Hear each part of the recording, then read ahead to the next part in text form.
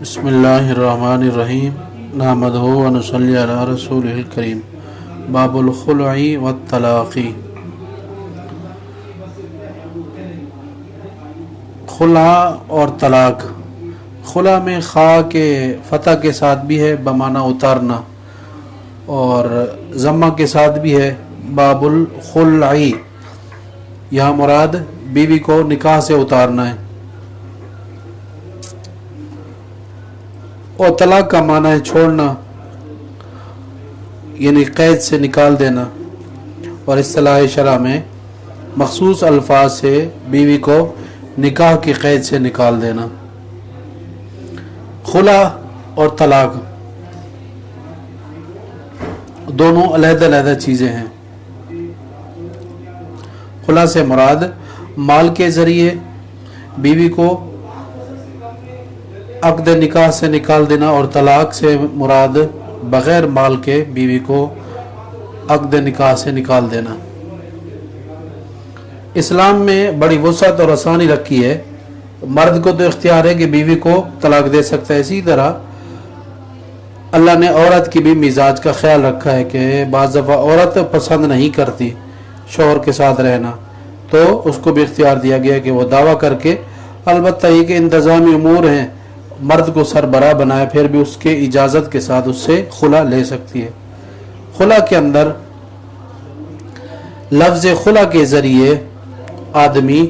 بیوی کو کہتا ہے کہ اتنے مال کے عوض میں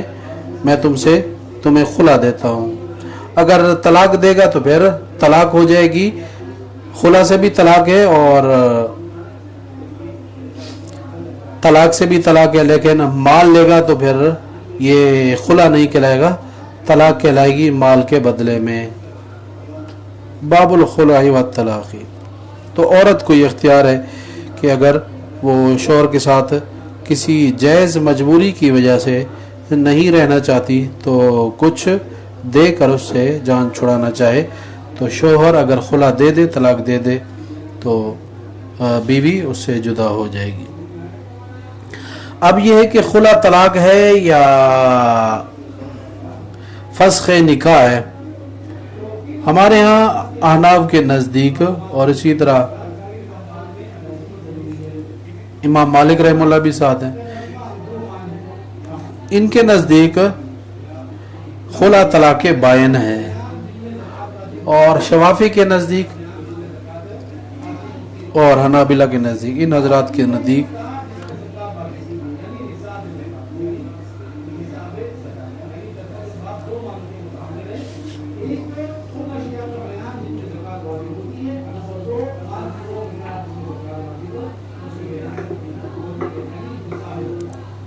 ان حضرات کے نزدیک فسخ نکاح ہے۔ ہمارے ہاں طلاق بائن واقع ہو جاتی ہے احناف کے نزدیک، شوافی کے نزدیک صرف نکاح کا بندھن ٹوٹ جاتا ہے، میاں بیوی جدا ہو جاتے ہیں۔ ہماری دلیل یہی حدیث بھی ہے اور قرآن کریم کی آیت بھی ہے، یہاں خلع بھی لیا گیا اور طلاق کے الفاظ بھی کہلوائے گئے ہیں۔ حضرت ابن عباس رضی اللہ عنہ سے یہ روایت ہے، عن ابن عباس رضی اللہ عنہ ان امرأۃ ثابت بن قیس اتت النبی صلی اللہ علیہ وسلم وقالت یا رسول اللہ ثابت بن قیس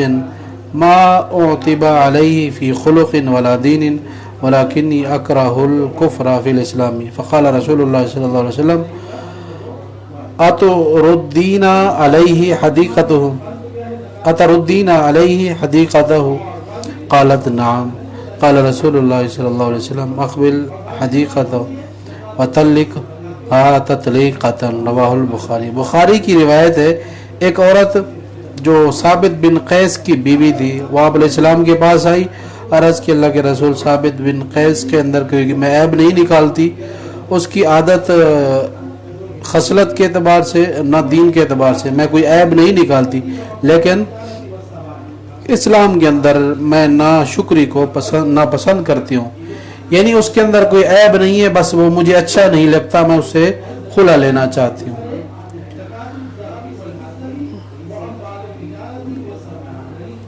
یہ جو عورت تھی بہت خوبصورت تھی، ان کا نام حبیبہ یا جمیلہ ہے،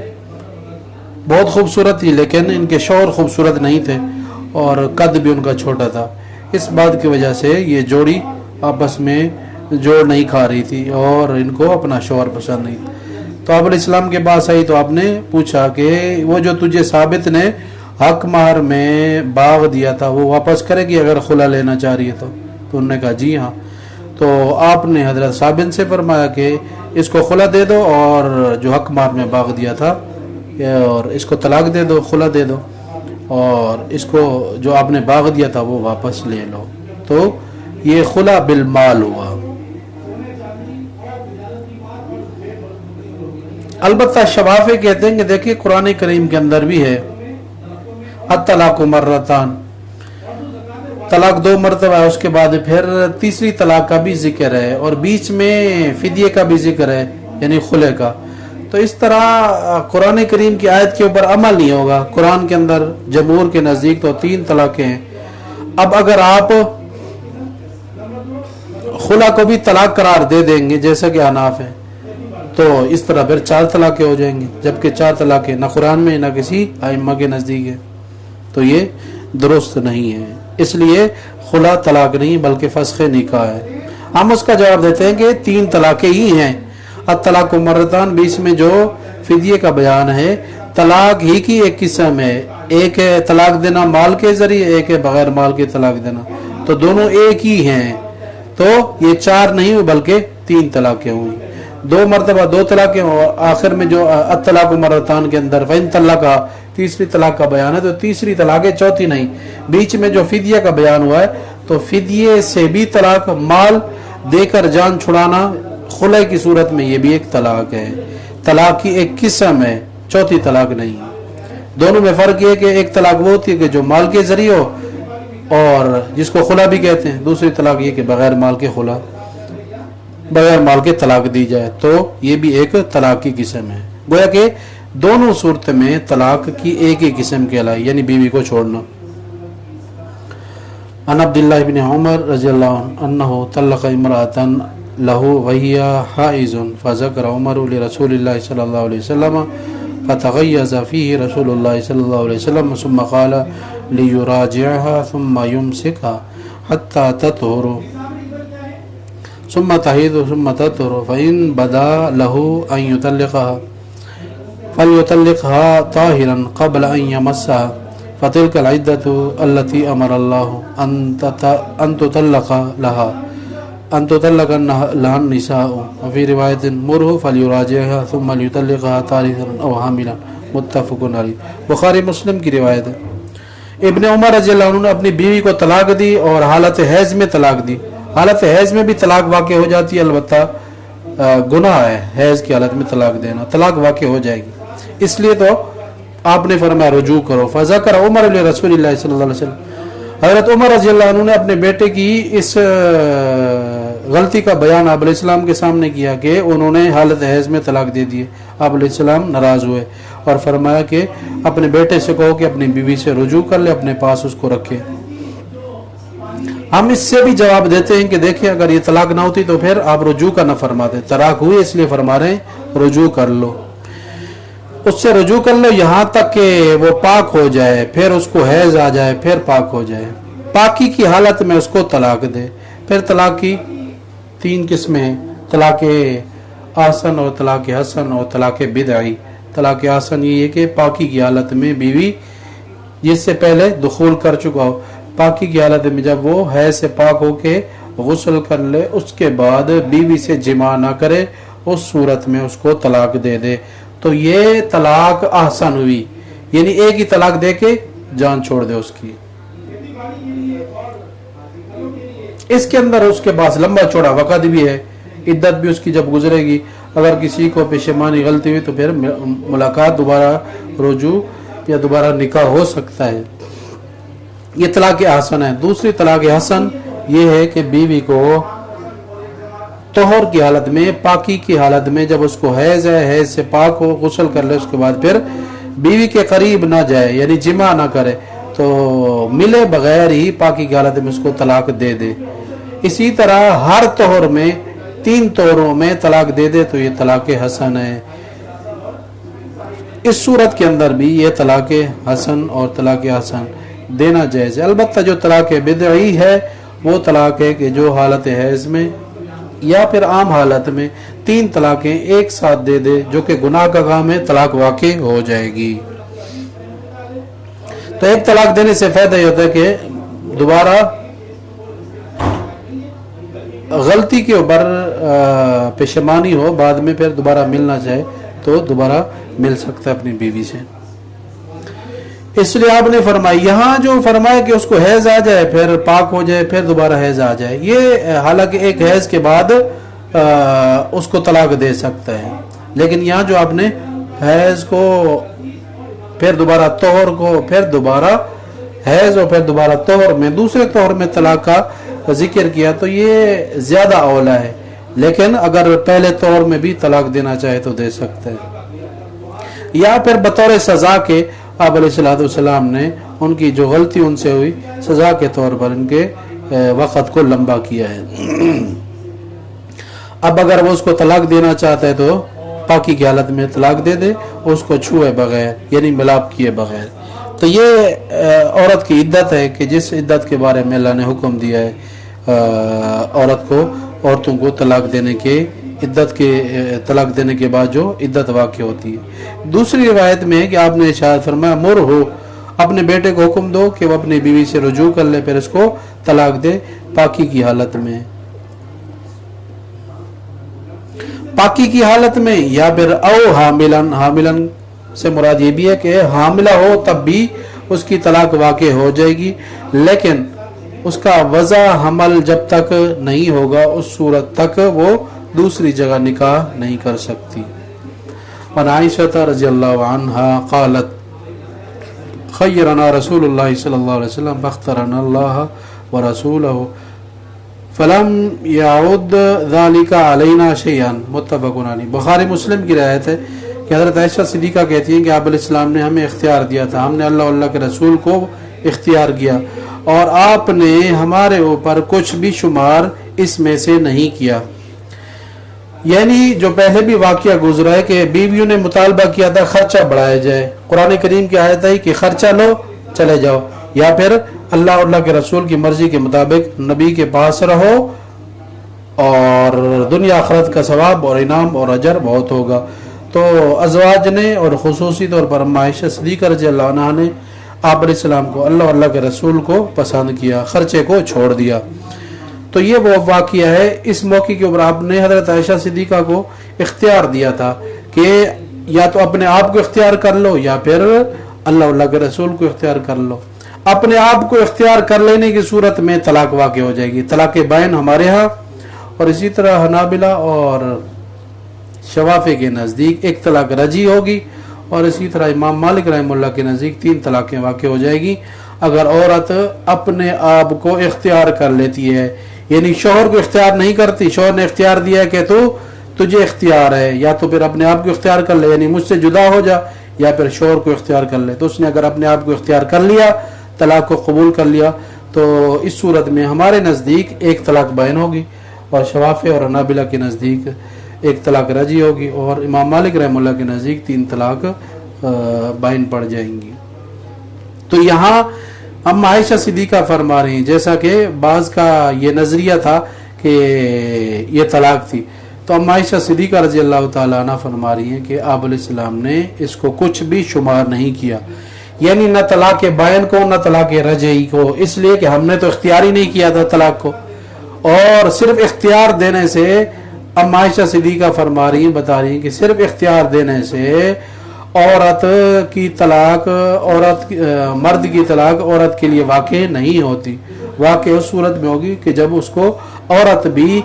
اختیار کر لے، اپنے لیے کہہ دے کہ میں اپنے آپ کو اختیار کرتی ہوں، یعنی اپنے لیے طلاق کو اختیار کرتی ہوں، تو اس صورت میں طلاق واقع ہوگی۔ کتنی ہوں گی اس کی تفصیل بیان کر دی ہے۔ عن ابن عباس رضی اللہ عنہ،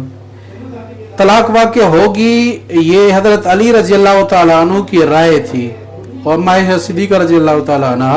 اسی بات کی طرف اشارہ کر رہی ہیں کہ آپ علیہ السلام نے کچھ شمار نہیں کیا، تو جمہور کے نزدیک یہ کچھ بھی شمار نہیں ہے، शुमार उस सूरत में होता है कि जब औरत इख्तियार कर ले। वान इब्न अब्बास रज़ियल्लाहु अन्हु क़ाल फिल हरामी युकफ्फिरु लक़द कान लकुम बि रसूलिल्लाहि उस्वतुन हसना।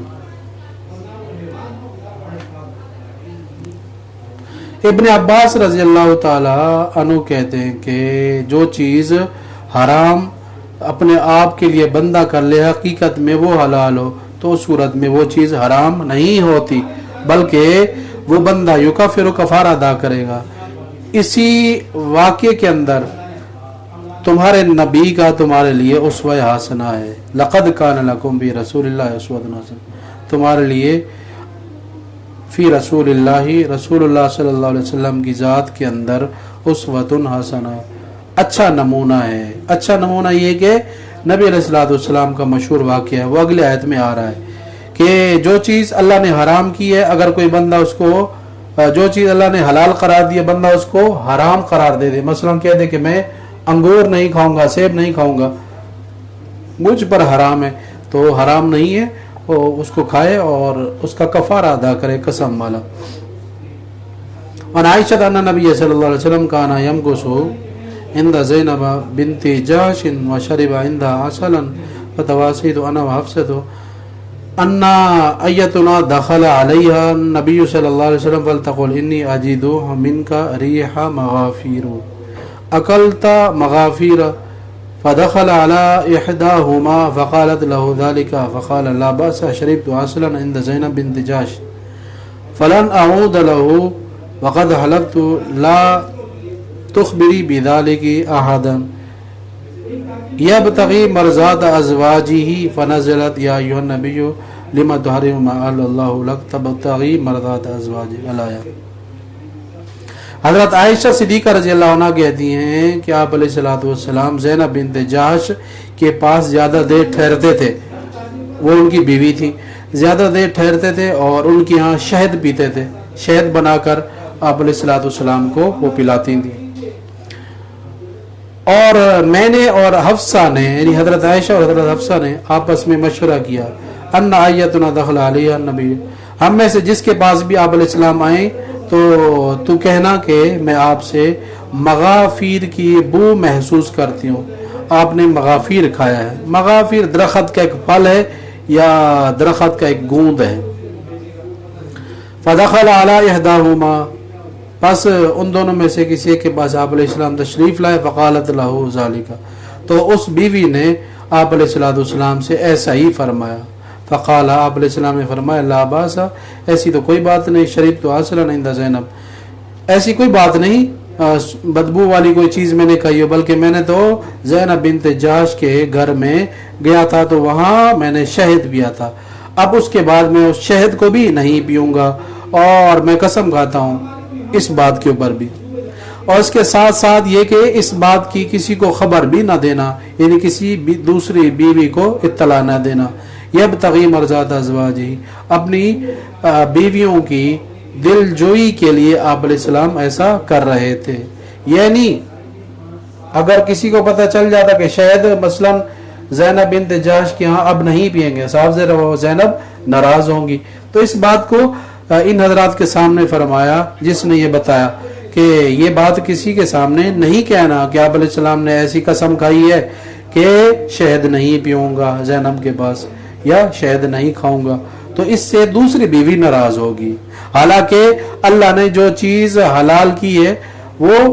आप अलैहिस्सलाम को भी हक नहीं है कि उसको हराम करार दे दे। तो इसलिए अल्लाह वहदहु ला शरीक ने यह आयत उतारी, या अय्युहन नबिय्यु लिमा तुहर्रिमु मा अहल्लल्लाहु लक तबतगी मरज़ात अज़वाजिक, ए नबी आप क्यों हराम करार देते हैं उस चीज़ को जो अल्लाह ने आपके लिए हलाल करार दी है। आप अपनी बीवियों की दिलजोई को पसंद करते हैं, यानी अपनी बीवी को खुश कर रहे हैं आप अलैहिस्सलाम, और अल्लाह वहदहु ला शरीक का हुक्म तो ये है कि शहद आपके लिए हलाल है, हराम इसको आप नहीं करार दे सकते। तो आपने कसम का कफारा अदा किया और शहद जो हलाल थी उसको खाने पीने में ही रखा, यानी कि उसको इस्तेमाल में ले। तो यहाँ ये जो बात है आप अलैहिस्सलाम की हज़रत आयशा सिद्दीक़ा रज़ियल्लाहु ताला अन्हा वाक़या नकल कर रही हैं।